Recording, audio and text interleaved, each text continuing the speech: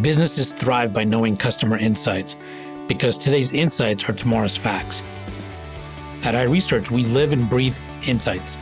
And despite searching high and low, we were unable to find a customer insights podcast that answers one of the most important questions in business. Why do customers do what they do? So we launched one. Hi, I'm your host, Darshan Mehta.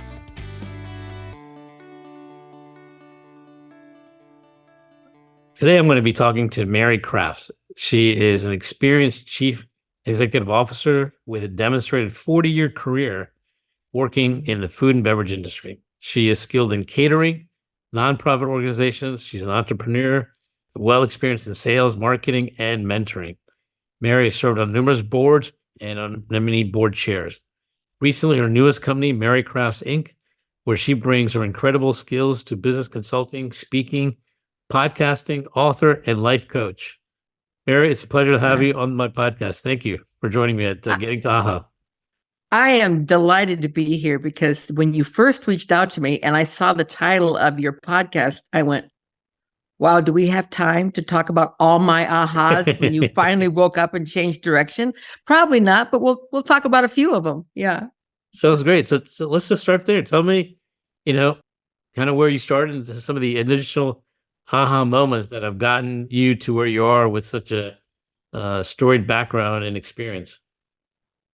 Well, growing up as a child, I feel like I had a very blessed childhood in as much as my parents were normal parents. But as is the way of life, your parents scar you deeply and forever. And you spend the rest of your life trying to get all the pieces back in place. And I remember telling my children, it's okay that your mom messes up. It's the plan. And so, once you leave home and you begin to realize that your parents didn't know everything and that it is really now my job to decide my path and what direction it is, I was still quite lost in life. And I didn't like the idea that it was my decision to go places. I thought I was much more of a follower. I didn't think I was a leader. Well, it didn't take me very long after I graduated from college to realize that I probably am a bit of a leader and much less of a follower, just a bit. And I took a job for the state of Utah and realized, no, this is not for me. So I started my own company. I started just selling cookies and breads around the neighborhood, pulling my two small boys, 1 and 3, because I love to cook and I love to entertain. And I grew that little red wagon into a multi-million-dollar empire that has been the largest and the best in state in Utah for now, nearly 40 years.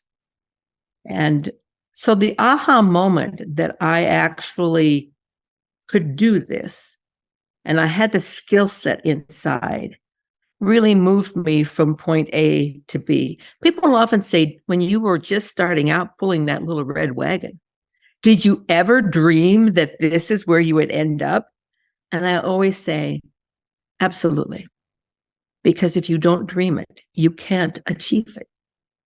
So that first aha moment of saying, Mary, you may not just be a total screw up. You may have just what it takes to do whatever you want. And I set out to prove myself right. You've touched upon a few things that I'd like to explore with you a little bit further, if you don't mind. One is you started by saying you're still a bit lost and you're looking for your purpose and going. And unfortunately, my mom passed away 4 years ago. And it made me, think deeply about this. And I kind of realized my purpose, I figured out for me, is to learn to be human. And it's an ongoing journey. It will never end. But you just keep learning, right? And no one ever knows everything. But the key is to keep going just a little bit outside your comfort zone, to keep learning and growing. And I think, to me, that's the difference between surviving and thriving. And I try to thrive. And I sense that's kind of what you've been through, and that's what you've decided to do as well. Well, that first aha when I decided that I'm having my family, I ended up with 3 children and I wanted to keep them close to me. I didn't want to work outside the home initially. And I thought this is the way to do it. I love to entertain. I love to cook. I can do catering. And so without any experience and $150 to my name, I started. Well, so I thought that was one of my great purposes, was to serve others. And the method that I chose was through the hospitality industry, that I could help people create their dream event, whether it be a social event or a wedding or a corporate event. And I loved that every single day of it until I didn't. And then you realize there's something more. And I suspect that you're the type who wanted to have another challenge. I did. And as good as I was at it, I needed to let it go. I sold the company to my children 5 years ago.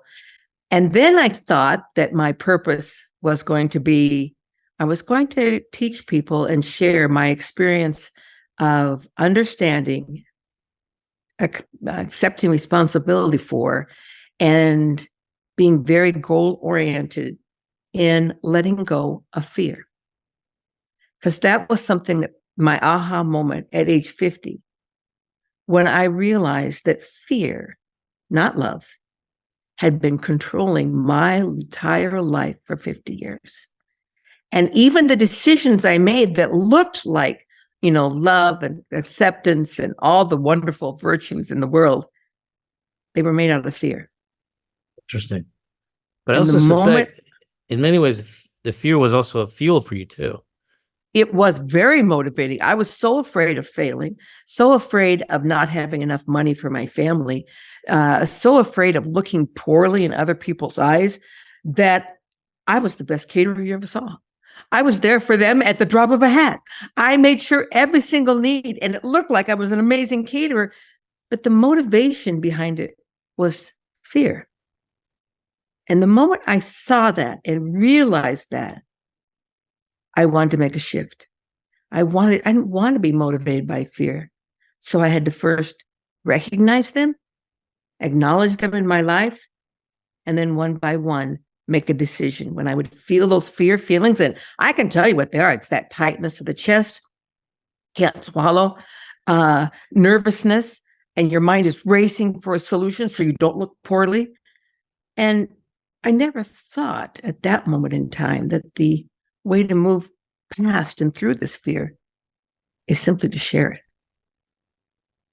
And when you can actually be vulnerable and say to people, I don't know, or I'm afraid, or help me get through, they suddenly, you're no longer in this defensive fear mode, but you're in an open accepting mode. Even with clients, they're like, oh, well, they're just embracing. I thought that the first time I showed any weakness, clients would run from me. But instead, they would say, thank you for sharing that. And we would go on and provide a solution. In my own personal life, if you can imagine what it's like to finally have the courage to stand naked in front of people. Now, I'm not talking physically naked, even though that's one of the pieces, but emotionally naked, to allow them to see all of me. And then rather than rejection, to experience acceptance as I've never experienced it. So I thought that was what I was supposed to be about. For the rest of my life, I plan on living to be 105. I'm now 70. I thought, well, I've got, 30 years to go, and I'm all on my way at teaching people about this. And then, lo and behold, there was another aha experience. I was deep in meditation. And I don't share this with everyone, but I am going to share it on this podcast. So I think it's profound in as much as it's never too late and nothing is impossible. So now I'm 68 and 69. It was about a year and a couple months ago. And I had been in meditation. And for me, people say to me, what is the difference between prayer and meditation? Well, for me, prayer is when you're asking, I need this. Please help me with this. Don't forget, blah, blah, blah. But meditation is when you quiet the heart and the mind and allow yourself to listen. And I was in that space when I saw a woman in this absolutely amazing, whiter than white room walking directly toward me. And as she approached me, she had the whitest hair, the whitest eyes, the whitest robes. And I just intent with her. And she turned to me and she said, Mary, what is the dream of humankind? Now, if I'd been in my right senses, I probably would have said, let me think on that and I'll get back to you. But I didn't. I instantly knew in my heart what was the dream of humankind. And I said to her, the dream of humankind is oneness. And she said, that is right. And that is your mission for the rest of your life in this time. After the vision left me, I sat there and I was dumbfounded. How can little old Mary Crafts, born in 250 people town in Iowa, ever hope to change the planet in oneness? I just thought, this is too big for me. Don't put this on me. I don't even know what the first step is. I don't know what to do. And so I thought it and I thought on it and I thought on it. And the very next night, I was out dancing with my partner, and this woman walked onto the dance floor. She was quite large. She had a short skirt on that I thought if she raised her arms, we were all going to get a woo-woo show. And as I sat there judging her and criticizing her, I realized that this was my first step. I had to stop seeing her as different than me, separate from me, but to see her as one with me. And instead of criticizing her and rolling my eyes at her, I saw a woman instead who was so much like me, so afraid to be out there, but trying to take her place. And suddenly my love for her was just immense. And I realized that was my first step. I wanted to change me. I wanted to be about oneness. I wanted to accept people as they are. I wanted to see them as me and me as them. And I began to see that. And if I could do that and then teach that to others, I could live the rest of my life being in that mission. The very next week was the invasion of Ukraine from Russia. And I saw the images on my TV of the old man laying down in front of the Russian tank, and he was not going to let it come into his country. He would rather be crushed. And his family's pulling him out from underneath the tank. And then he gets up and he puts his hand on the tank, like he's just going to stop this tank. And I thought, his family pulled him away again. And my thought was, I am you and you are me. You just need more hands. I dropped everything. I bought my ticket to fly into Romania, went to the border and just served. Stayed there for almost 3 weeks and became one with them. Helped them as they were leaving and crossing the border, finding food. Where were the shelters? Where were this? No one told me. No one told me what to do. I just stepped in. And for me, that's one of the greatest aha moments that I will ever have. And I will continue to be on this mission with dozens more aha moments to understand how that I will be able to accomplish this. What would you say are the underlying philosophies or principle, if you could maybe name 2, maybe 3, that have really been driving you this whole time, and they're still driving you? Fear was the first thing that was driving me, for sure. But yet there was this piece of me that was always in the back of my mind is, you are not about fear. You are about love. And I kept hearing that in the back of my mind. And so I knew that that was my path, was to become motivated by fear rather than love. I would be motivated by love rather than fear. And it began to really change my life. So I think the first principle would be aware of your motivations. Be aware of what's driving you. What's the intent? Are you using and loving people and trying to manipulate them? Or are you using people, loving people, reaching people because of your love for them? My actions didn't change in my catering company. My actions didn't change toward my employees, toward my clients. My actions were the same, but the motivation and my intent inside was completely different. So that's another great principle is always check your why you're doing this, and keep going deep and asking it again and again until you find out what your why is.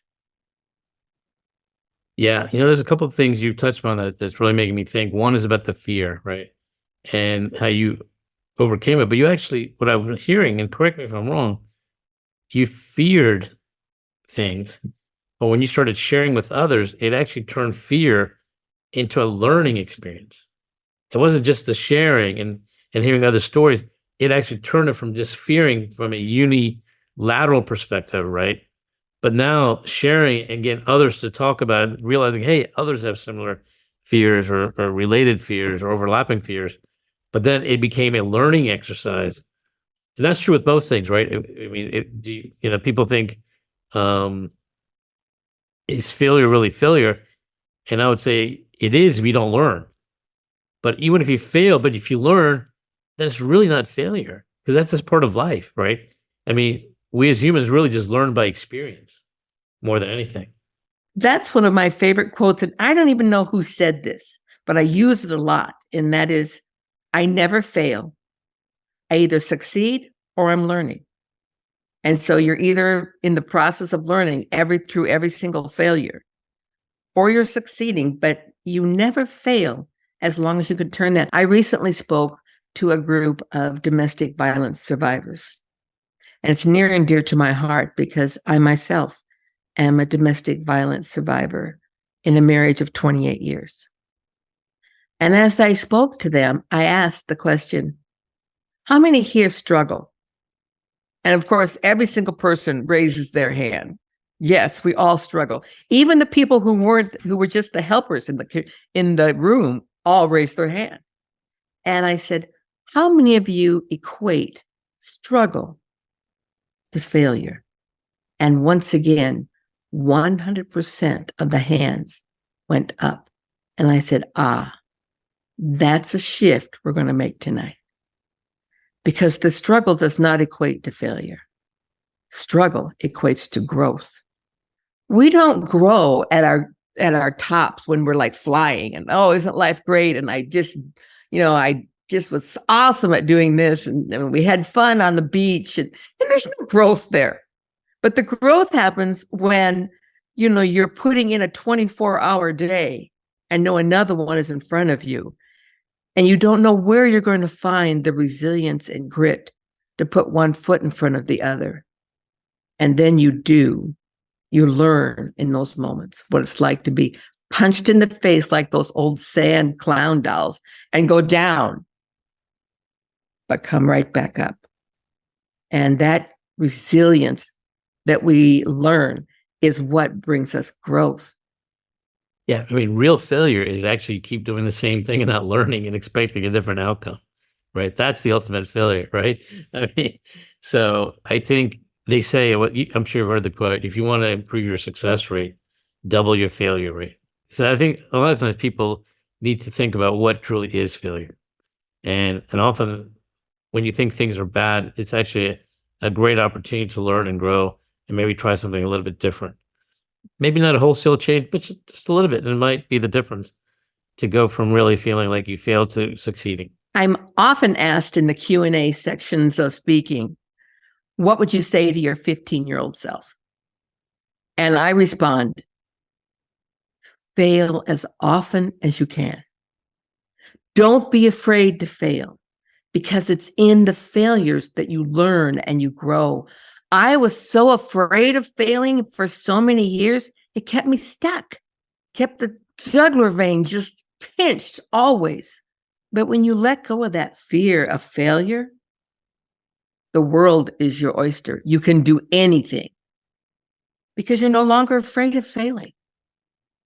The other thing I would tell my 15-year-old self is, don't worry, you end up really wonderful and you're really a badass. But like everything in yours, there's a good and bad to everything. And I think having no fear can also be harmful. It's about balance, right? Because part of that fear is also can make you hungry. And that often is what is needed to really succeed, is hunger. But I think there's something else you touched upon that I want to talk about. And I think you'll agree. And if you don't, that's fine. We'll have a discussion about it. But when you put your mind to something and really focus on it, that is more than half the battle. I totally agree with that. The times in my life that I have done something half-hearted, they never work. Like, for example, I'm in the middle of one right now. I had agreed to help someone promote their film, to get a screening room for them, to ask for sponsors to help fund the project, and to ask for people to attend and bring this. And it's not coming out very well. And as I sat back, I asked myself, why are you failing at this? And I realized it's because my heart wasn't in it. And I said yes to this person simply because that's what Mary does. She helps others and lifts them. But I wasn't sold on the original project, so I did not have my heart in it. And so I have yet in front of me today, after we finish this podcast, to reach out to her and share with her these facts, these feelings, and either I want to be remotivated for what she's doing, or I need to let go of it. But when you are committed, then there was the movie Uncharitable. I don't know if you've seen that movie yet, but it was it's an absolutely incredible film. And anyone who's involved in the philanthropic field needs to see this film. Just go on YouTube and you'll see a lot of trailers about it. You'll know what I'm talking about. And when I first saw the film in entirety, I was just like sitting there in the biggest aha moment and thought, this is how philanthropy works. This is how we end up changing the world, right here in this movie. And I was committed to it. I had several screenings here in Salt Lake. I had lots of people attend, people get behind the film because I was so motivated for it. So if you want to succeed, only step into those things that truly have your heart. Yeah, I agree. So I want to go back to Little Red Wagon, because I have a feeling there are certain things you did that really helped propel your career. And I suspected, because of the fear, because of the hunger, you look to differentiate constantly. And I want to know, how did you do that? How did you differentiate yourself in a field that has many competitors, right? When I started my catering company in 1984, so that makes this year our 40th year. I still claim the company is my baby, even though I've sold the ownership. But when I started 40 years ago, there were 80 catering companies in my community, and they were all doing about the same thing. And weddings here are a big deal. There are a lot of weddings in Utah, and they all looked exactly the same in 1984. You would come in, there would be 400 to 500 people. They would greet the bride and groom. They would walk over to their to the food table. They would pick up their little 6-inch plate of food that were laid out in rows, all exactly the same, with a little buttermint, a little chicken salad, and a skewer of fruit. And that was your wedding food, And I looked at that, and every single wedding I went to was the same. And I thought, if I could serve something different without hugely increasing their cost. How many brides would want that? All of them. And so thus came the dessert buffet, where I only offered dessert. And I would have these elaborate displays of the most beautiful desserts. And they were mesmerizing. People would walk up and just be like, what? And my servers, we'd have, about 16 feet of them. And my servers would be explaining in detail what they are, so that before they even put it in their mouth, they knew they loved it. This is a flourless chocolate cake. We call it our black satin fudge cake, with a layer of beautiful dark chocolate ganache on top. And, people are like listening and they're like, yes. And they're just like, and so I knew I could do that because it was all sweet for about the same price.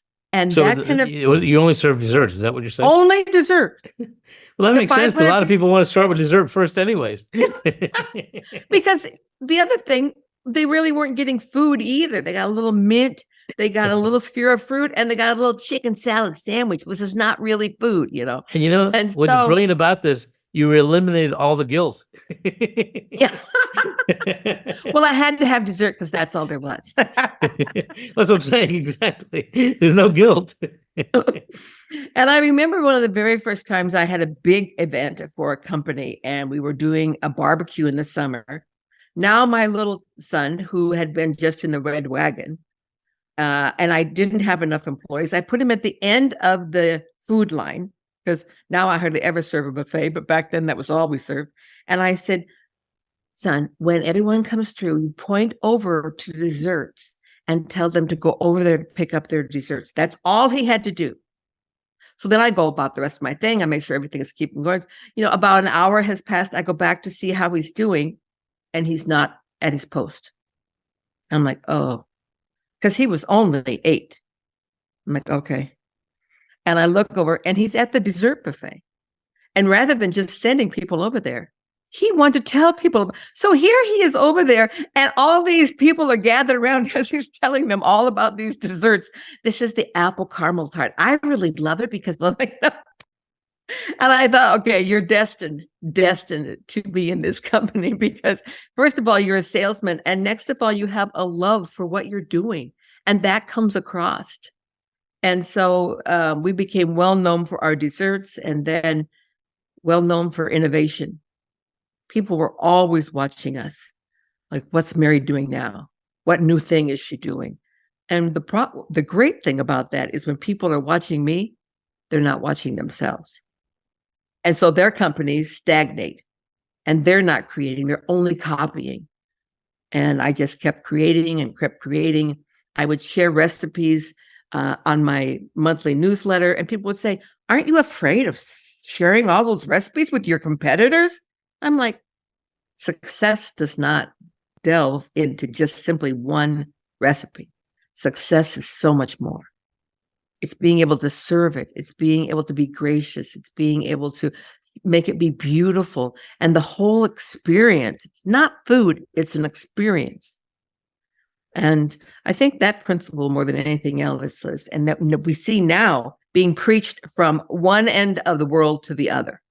And that is that it doesn't matter what you say or what you do. It's how you make people feel and how they feel at one of your events. This is after I learned about the principle of love, but I had one gentleman, motion me over at the end of an event. And we'd been doing this event where all the chefs were in the middle of the room, and they were preparing the food right in front of them. And then the servers were serving them out to the tables. And I had a microphone. I was talking about all the food, where it was sourced, the farm that it was grown from, what preparation was being done here with blow torches, all sorts of crazy things. He motioned me over and he said, Mary, I've eaten around the world, and I don't think I've ever eaten better food. But a year from now, I'm not going to remember what I ate here. But I'm never going to forget how I felt. And that is what brings ultimate success in our business, any business. When you can create an experience with people, they are back again and again and again. I agree. In fact, I wrote a book about a year ago, and that led to the podcast. It's called Getting to AHA. And in it, I said, can you believe it? It's called Getting to And in the book, I talk about the fact that people are no longer buying products; they're buying experiences. Right. Right. And if you think about it, what is life but a summation of experiences as well?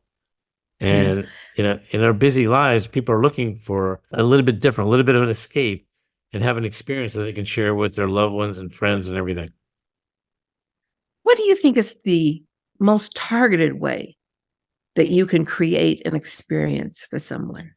I'm asking you, since you're the expert, you wrote the book. Yeah, well, let's switch roles because you're a podcaster too.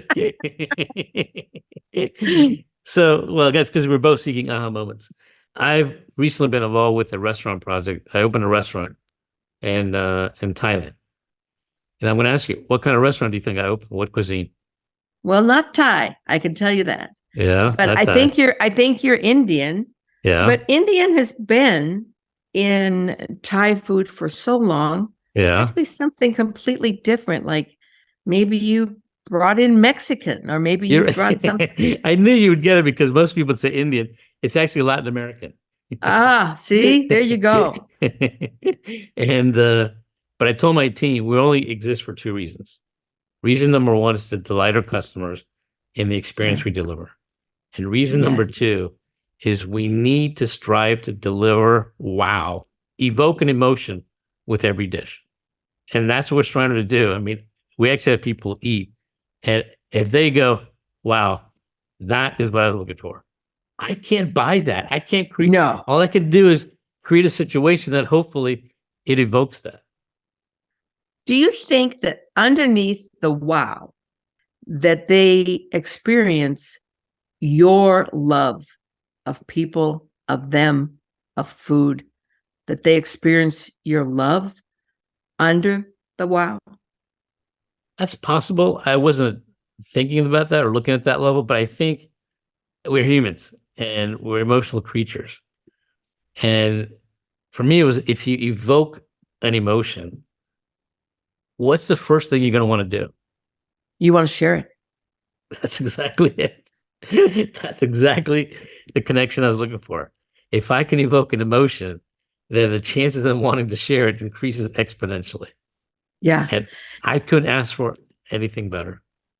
That's the best PR. That's the best marketing you can ever hope for. It doesn't cost you a dime.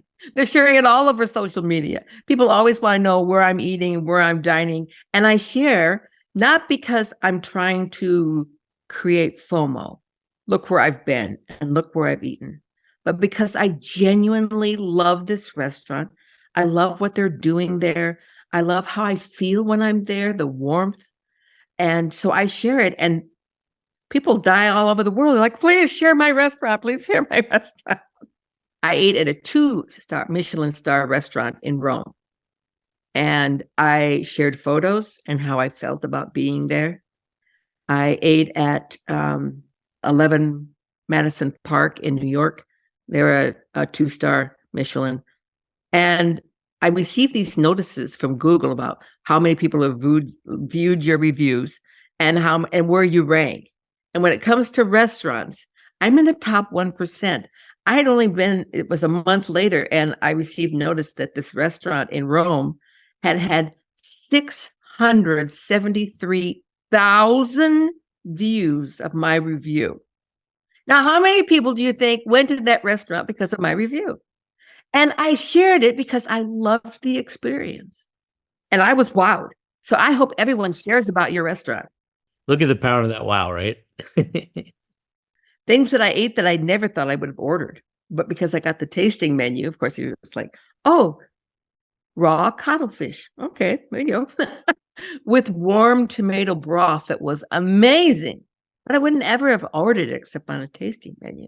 I'm so excited to see what happens to your restaurant in Thailand. And I want to get there and I want to taste the food. And, come here, please. I'll give you an example. I'm sure you've had flan. Yes. And I'm sure you've had saffron. But how many times have you had a saffron flan? What color is it? So this bright yellow. Yes, that's yellow, yeah. But I mean, saffron is Spanish, so is flan, but they never combine the two. I don't know why. They don't combine together. But what's the taste? Do you still then you have taste this the Indian caramel? who comes around and says, "Hey, what the heck? I'll combine it." Well, as I always said, I'm originally from Iowa, farmland center of the US, right in the middle. And my mother was not a gourmet cook, but she was a great cook. She was known throughout the county that she could cook anything with things from her backyard and the farm. And so she was a creative cook because she used what was fresh, and people loved her pies. She made pies every day. And so that love of food and being farm to table was birthed into me. I grew up with it. I can't imagine cooking any other way. I know you have a love for food like that. And I'm so glad that you're sharing it with people. Like, oh, wonderful. So yeah, but I think it's not just in food. You know, it's many things. I think if you strive to evoke an emotion, it's going to help you propel whatever you're doing faster and better. I mean, I'll give you an example. I think I try to simplify things to their better essence if I can. Not always possible, but I think to succeed in any business, if you can do one of three things, your likelihood of success is 1x. And what are those three things? If you can save people time, money, or make it easier, any one of those, your chance of being successful is, let's say, 1x. If you can do two, it's 2x. If you can do all three, it's 3x. However, if you can evoke an emotion, now we're talking, I don't know, it could be 6x, 10x, 12x. I don't know. It depends. It depends on the emotion you're evoking, right? Because then that's what leads to like what happened in your case, right? With the example of the review and the number of people it reached. I mean, that was exponential. I mean, crazy. Because they're going to, maybe 60 of them are going to visit. Obviously not all of them, but even a small percentage. Well, that would be 1%.